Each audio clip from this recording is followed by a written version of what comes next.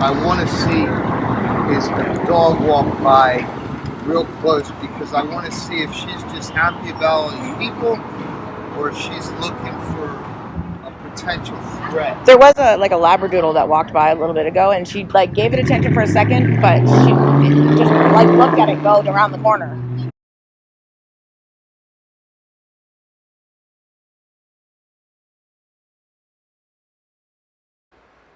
Alright, so this is Rosie the Pitbull's third training session, and we did this on Saturday at the 5th Street Market in Eugene, and we chose this location because we knew it was going to be super crowded and a lot of people bring their dogs down, but it's not like this uh, unpredictable environment. Like pretty much every dog that's coming around here on a Saturday is going to be on leash with their owner standing right there, and that set us up for a little bit of predictability, knowing that we could keep Rosie in a safe environment but still give her a lot of exposure to other dogs.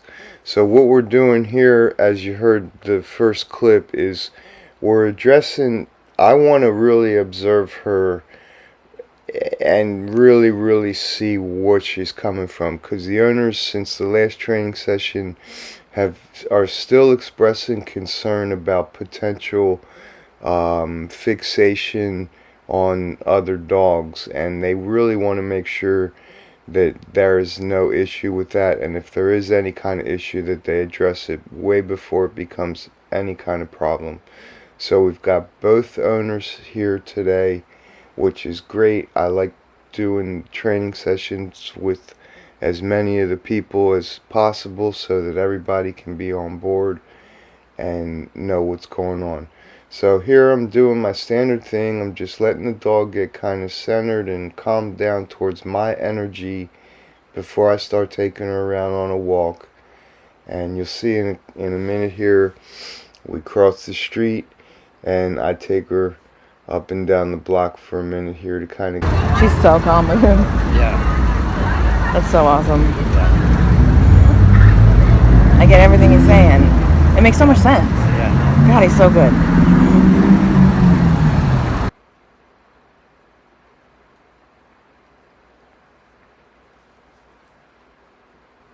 So as we walk up this street, all these bushes here have real good dog smells. Like tons and tons of dog go to the bathroom over here. So as soon as we get her close to one of these bushes, she immediately wants to pull on the leash real strong and like sniff all up in the bush. And what I'm doing here is I'm just, letting her sniff the spots, but I'm making sure that her state of mind is in a calmer state. Now how am I doing that? I'm just letting her not fixate on something. I'm letting her walk by and smell the stuff, but if she stops and locks on something for a couple seconds, I'll just pop the leash and keep walking and let her know that she's totally free to smell all these cool smells, but she's not allowed to get her mind in that higher gear of like, oh, whatever. So here you can see I'm just doing my thing. I'm giving her a chance to just be a dog, not feel a lot of pressure, and just kind of do her thing and get used to the space. My goal is to walk up the block, but it's not like someone's up there waiting to give us a bag of money. We can just take our time to get there, and that's all we're doing here. And by doing that, taking the extra, literally, what did that take? An extra 45 seconds, It's giving her brain a chance to stay in the moment, because here we're coming up on a bunch of bushes, telephone poles, got all these smells. So you can see I'm totally letting her relate to her environment, but as soon as she gets fixated, I'll yank her off of it, because I want her to enjoy it. I don't want her to be all weird. So that's what we're doing here. And I come up this side of the street. The other side of the street has a little festival thing going on. So here you can see we're crossing the street. And as soon as we go on the other side, there's going to be a whole bunch of people everywhere. And that's cool too, but it's like a different challenge for Rosie than the smell. So here you could see she's still on the smell. We're next to like a real high-end apartment building, so all the people come and take their dogs out here and let them pee on that little turf of grass. And so that it's like saturated with smell. So here I'm just going to like use some of these natural barricades to kind of just, keep her paying attention. Like you can see, I walk on this side of the one and I just get her to come through it. Not super fixated on keeping her next to me, but just using little things in the environment that are going to help her kind of, get a picture of like the fact that we're doing this together, that I don't want her totally neglecting my presence. So as we're coming back towards the owners, she knows they're there, but there's so much going on that she's kind of distracted. So I'm just giving her a chance to feel it all out. I want her, mind to be absorbing this way of acting, not just going through the motions. So I pull her off that pole, no big deal. We come back to the owners. I walk past the first owner who's filming. You can see I'm being real loose with Rosie. I really want her to feel not pressure. There she says hi to the other owner and the kid. And I give her some space here to kind of sniff around, see if she has to do a potty. I think I asked her if she needed to go potty here. And, just, switch gears a little bit. Spend some time talking with the owners. Describe what we're doing for Rosie here and what my thoughts are. And we'll just kind of let her calibrate. So what my goal is to just put her in these situations while I'm being an observer of what she's doing. So therefore it's real important that I don't try and control her every move. I want to give her, on this third session, a little bit more freedom, but also in the same time a little bit more boundaries. So I'm like letting her kind of just do her thing, so I can observe where her state of mind is in terms of how she reacts or doesn't react to certain things. And you can see, without telling her to stay on the grass, I'm using the leash and the leash pressure to just communicate with her in a real calm, gentle way that I would like for her to stay pretty much on the grass right now. And that's like a little boundary, but it's no big deal. Like, I'm more concerned with her state of mind than where her physical body is in space right at this moment. I'm using some space aspects of training, but primarily I'm just focusing on like loose leash, chill vibe, let the dog pay attention and be aware of stuff without feeling threatened by any of it. That's why we chose this little space over here. If you could look around in a circle, there's like, people walking on every direction around us, but we've got our little spot here in the shade. There's this food cart thing there that gives a little boundary on one side, so she feels like she's got a little bit of a cushion in terms of like not being, plopped out in the middle of a stage or an ice rink or something where everything's happening at 360. And then I'm sitting here, and without making a big deal out of it, I'm just feeding her the energy that I want her to have. Like, she's using my energy to stay calm. So you see she gets a little excited. Maybe there was a dog going by, I'm not really sure, but I'm letting her do this because I want her to feel free and not trapped. So you see what I do with her tail right there? That's just another way of like making sure, saying to her, like, without using words, like, hey, remember that I wanted you to stand back here. Okay, cool, see? And you could see how when I grabbed her tail, it's not like I pulled on it or did anything dramatic. I just reminded her, like, I'm still here, remember me? And then she came back, and now we're back to our thing. So the fact that she had her front paws on the cement right after I just said I was focusing on a boundary, I want you to understand how when you're working with your dog and you're really trying to help them figure out stuff, you don't want to put any extra pressure. You really just want to do what's needed. So now we're going to go up this side of the street more. Watch her go through the crowd. We walk through up the whole other side of the street past all these booths that were there, and now we're coming back down on the dog pee smell side. And I'm just letting her do her thing. Walking the dog there's a big old dog that we actually met later, but it's not on camera. And I'm just letting her do her thing. We're coming back to the owners. I don't care if, I told him when I went up, I says, we might be back in 2 minutes or 20 minutes. Like, don't worry about it, you know. And just so you see, I'm like, when she went around that pole, because there was so much going on, I didn't turn it into obstacle. I just moved the leash over the pole.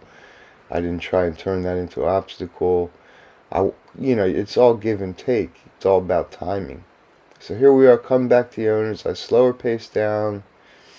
I want to make sure that when she comes up towards them that she doesn't get excited, because we're working on setting her up for success in her anytime a separation anxiety situation might occur. We're already paving the ground for that by making sure that every time I come back, I'm like actively telling the owners to like not, make a big deal out of it. And I'm just talking with the owners and telling them what we're doing, keeping Rosie in a happy state. And as we come up here, we're going to have an opportunity to see another dog react with her, but I think it's not for a little while yet. We spent a couple hours down here, and we got, a good chunk of it on film, but there was a lot that we didn't film. And over the course of the day, Rosie, showed me everything I wanted to see from her, and she's just super awesome. Like, her reactivity towards other dogs was based on insecurity and not being sure of how to really be. And if the dog gave her any kind of vibe, she would have a tendency to want to react like in a kind of a defense mechanism style way. So we had some opportunities to deal with that. One of them will be on camera up here, sort of. And, see what I'm doing here is just curbing her excitement. Like, you could see as soon as her owners wanted to interact with her, she totally shifted gears and was all super excited. Now, if she had stayed in that state of mind, now we've got super excited pit bull on the corner of a real busy street, and that's just not cool. I wouldn't bring my pit bull dog down to this environment if they were in like an amped up, excited state of mind. That's be irresponsible as far as I'm concerned. So as the dog trainer and the handler in this situation, it's my responsibility to make sure that this dog stays in a happy state of mind, but doesn't get excited. Because if she starts to get excited, then she's going to want to be doing stupid stuff. So that's pretty much what we got going on here. I forget really what was on video. I'm kind of just narrating this as I'm watching it, so I want to be as much talking about what's going to happen as possible. There were some times when people came up without asking and put their hands on her and started getting her all worked up with a bunch of love and excitement. And I'm not out trying to start trouble. It's a beautiful sunny day, and I'd like for people to be able to enjoy dogs. So we let a little bit of that slide, and then we created some, really polite, gentle boundaries with it so that we could have some space for Rosie, because our primary goal here is to help the dog, not to just, let any random person get, free dog pets or whatever they think. So we're trying to be cool with everybody, and at the same time, we're giving this dog a chance to really, not only show us what's her state of mind that motivates the behavior that was giving her owners some pause, but we're also just letting her put all this under her belt, like, experience all this in a non-stressful way so that she can have this experience to draw from and lean back on if she ever, encounters anything similar. This will be embedded in her mind. So here she gets a little focused on something. You can see I just create the boundary. She put her paws off, and I just put them back on. And why did I do it that time and not the other time? Because her level of attention had already shifted a couple gears higher. So I just says, oh, you can still look at whatever you were looking at, just do it right here instead of that way. And by doing that and focusing on such a little tiny thing, I'm actually helping her by setting her up. Because if I let her stand out there and keep getting in that state of mind without a little interruption, well, she might go further, and then now we're addressing behavior, and I don't want to be doing that with her. I want her to be having like a super positive experience from start to finish. So here's where another dog comes up, and watch what happens, because this other dog was aggro. It totally wanted to start trouble with Rosie. It was probably a little punk. Probably didn't actually want to touch her, but it wanted to act like it was all tough. So watch what happens here. I'm going to stop talking and just watch what goes. And here's the dog.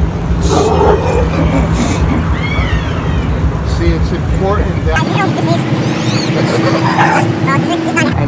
here's the dog. See, it's important that I don't overcorrect her, because you see how she got a bit of fear power in her? So I gotta be real, see how I'm letting her. There, yeah. I just got done.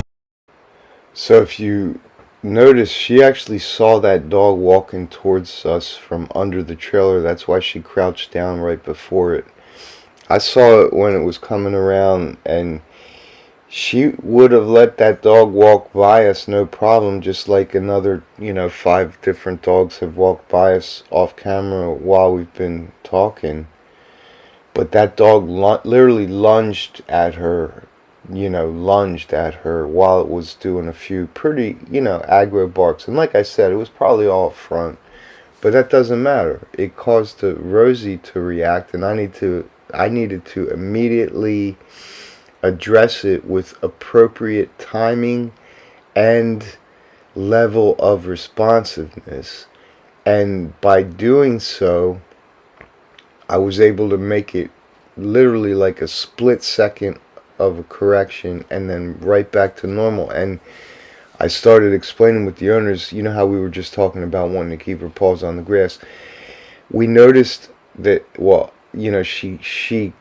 she was scared of that dog. I'm not going to say she was scared of the dog, but she did not want to be in that state of mind, and she actually gave a little bit of a crouch, like cower, like you would if you were saying, like, stop yelling at me, like you kind of flinch a little bit. And that's what she did. And because I saw her do that, it immediately told me that, like, she doesn't want any part of this aggression, and that she's only responding to it to create a buffer so this dog won't pursue her even more. It's completely logical. It makes perfect sense. And it is in no way indicative that she has any issues with other dogs. And that's why, and as I explained to the owner, as that dog walked away from us, did you see how I let her walk all the way out onto the sidewalk with all 4 paws and kind of loop around? Because I wanted her to smell the dog. I wanted her to feel totally free and not tense in that moment. And I wanted her to handle the situation on her own. And that meant if she needed to walk out a couple feet onto the pavement and, circle around, then I would let her do that, because it was real important for her to, like, feel like, okay, that dog threatened me, but look, everything's okay.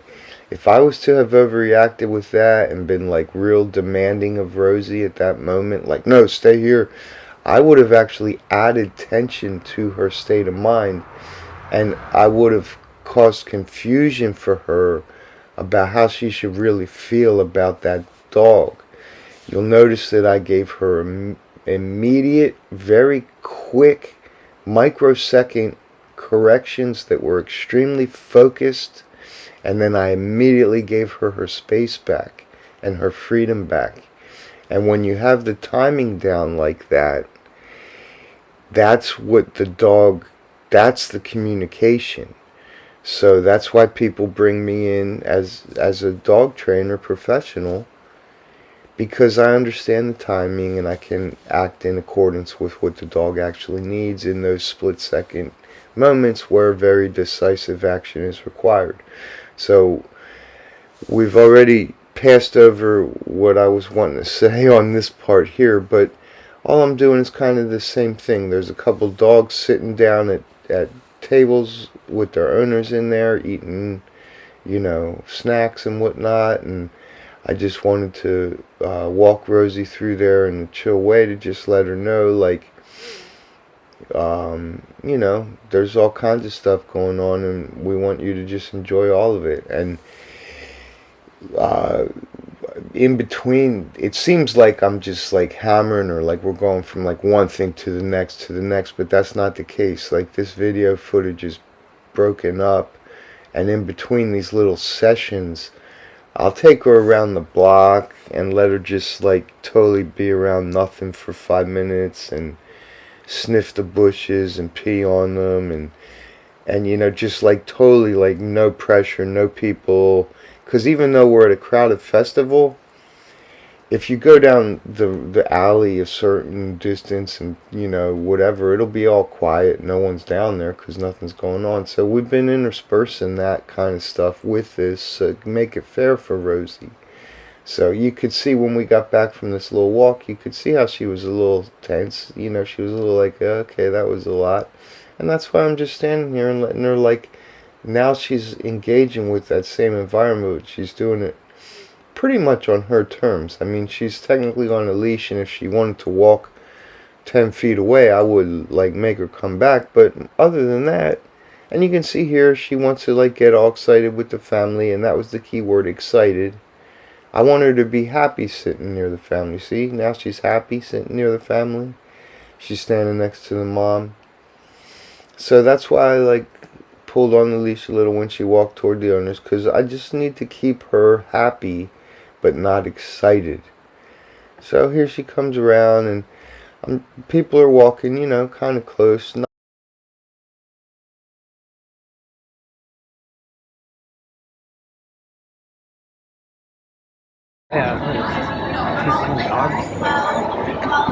But she's doing amazing. Like, Christy would see this and she would like be like, "No way!" What? Oh my God! Can I get any closer to that?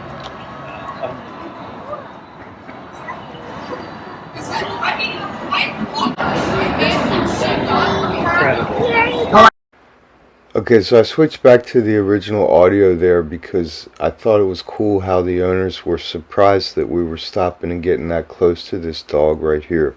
This dog was super cool. I could tell by the energy of it right off the bat that this was going to be the dog that we were asking for to help us out. It was like a little angel dog. Had the perfect vibe, super chill, held space for Rosie, let her sniff all up in the dog. It was an overweight male dog, and it just was like the perfect dog. So here we are talking with the owners, who were super chill and friendly, and Rosie's just getting a real good chance to really feel this dog's energy in a totally non-threatening way, sniffing each other, just super duper chill, and it was real helpful. So I don't know if you could hear the owners when we stopped, and the guy that was further away from the mic, he was saying like, "Oh, this is incredible." It's like, because from where they thought she was, the day before this training session, it would be kind of incredible. I'm real nonchalant and like low key, so I don't like to make a big deal out of stuff. But yeah, it is pretty incredible, because this dog just 24 hours earlier was like pulling all over the leash like a maniac, sort of, when any other dog would like want to be giving her a weird vibe or like even kind of up in her space. She was already agitated, like, should I act in prevention mode. So and you can see when I get back here, I just make sure that we're not getting into excitement. I want her to be happy to see her owners, but no excitement. So that's all I'm doing. The owners are just being like, "Wow, that was so cool," and I'm like, "Yeah, I'm really grateful that happened." That other dog, and you can see she's wanting to be in between them all, so I just don't want her to do that. But we're all just standing here for a minute and kind of basking in the happiness of how good Rosie's doing. I'm trying to pay as much attention as I can to her, but it's a little bit tricky in these kind of situations. But nonetheless, you know, Rosie's doing awesome. That's why I'm like giving her this space right here, and we just kind of are about ready to wrap it up. Uh, I'm hoping that the audio turned out okay on here. I'm not really into doing videos. We were here for a while and got a lot of footage, and a lot of it was just this kind of stuff that you're watching right here of me just standing around talking, and the sound quality wasn't that good on that, so I needed, you know, I wanted to make it presentable and do a voiceover and still give you a couple little sound bites of the owners feeling stoked about the whole process. So hopefully the video was enjoyable to watch. I'd rather be out filming. I'd rather be out walking and working with dogs than like sitting behind a computer editing videos. But I want to make the videos be helpful and not annoying to watch. Because if the sound's all gacked or something, please let me know. And you know, I'm trying to learn how to do this video editing stuff so that I can share this stuff with people in a way that's actually, you know, enjoyable to watch. You ain't gonna see me out here making, you know, entertaining videos. I'm strictly educational, but I'd like for it to be enjoyable. So I'm gonna mention this while she's drinking water. You may have noticed that I don't really use treats with dogs. I've talked about that in some other videos, but I don't use treats with dogs when I'm training them, because I'm not an obedience trainer.